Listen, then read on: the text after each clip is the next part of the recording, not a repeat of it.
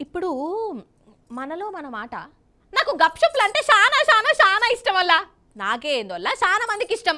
అసలు మా పట్టిలి గప్‌షప్ బండి రోడ్డు మీద కనబడితే చాలు వల్ల పానం అంతా అటే కొట్టుకుంటుంది. నాకు తినాలని చెప్పేసి 10 రూపాయల గప్‌షప్‌లన్న తినంది నాకు మనసున పట్టదోల్లా. అందుకే ఎట్లనన్నా చేసి బండి కాడికి పోయి ఆగమాగంగా తింటనే ఉంటాను వల్ల.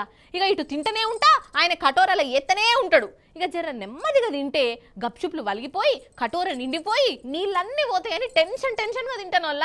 అట్లా టెన్షన్లో తింటేనే గప్‌షప్‌లు టేస్ట్గా ఉంటాయి వాళ్ళు. కానీ రాను గిట్లా ఉండదేమో అనిపిస్తున్నదల్లా నాకు. ఎందుకో చూడండి మీరే. ఇక రాను గప్‌షుపులు గిట్లనే తినాలే కావచ్చు. హగ చూడురి మిషిని ఎట్లున్నదోల్లా. బెంగళూరులో పెట్టిరి గప్‌షుపుల మిషిని. పైసలు పెట్టాలే, ఏ గప్‌షుపు కావాలనో కట్టుకొత్తాలే, ఖతం అదే గప్‌షుపు రయ్యమని వత్తది. దాన్ని తీసుకోవాలి, నోట్లో వేసుకోవాలి, గంతే.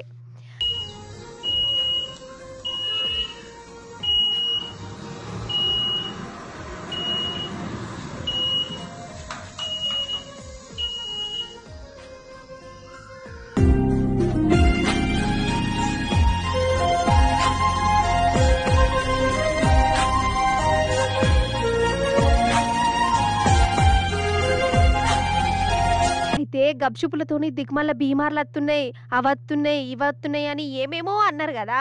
అందుకే బెంగళూరులా గీ కొత్త రకం మిషన్లు పెట్టిరు గప్‌షుపుల కోసం. గప్‌షుప్ను పొక్క ఓడ్చేటోళ్ళు ఉండరు, అండ్ల బఠానీలు వేసి నీళ్లు పోసి కటోరలు వేసేటోళ్ళు ఉండరు. కట్టుకొత్తుతే దానికదే వస్తుంది అన్నట్టు. టెక్నాలజీ గట్ల మారిపోయింది మరి. కానీ ఏ మాట కామాటేనోళ్ళ, ఎంత టెక్నాలజీ మారినా గప్‌షుపులు పానీపూరీలంటే ఆగమాగంగా తింటేనే మస్తు మజా వస్తుంది.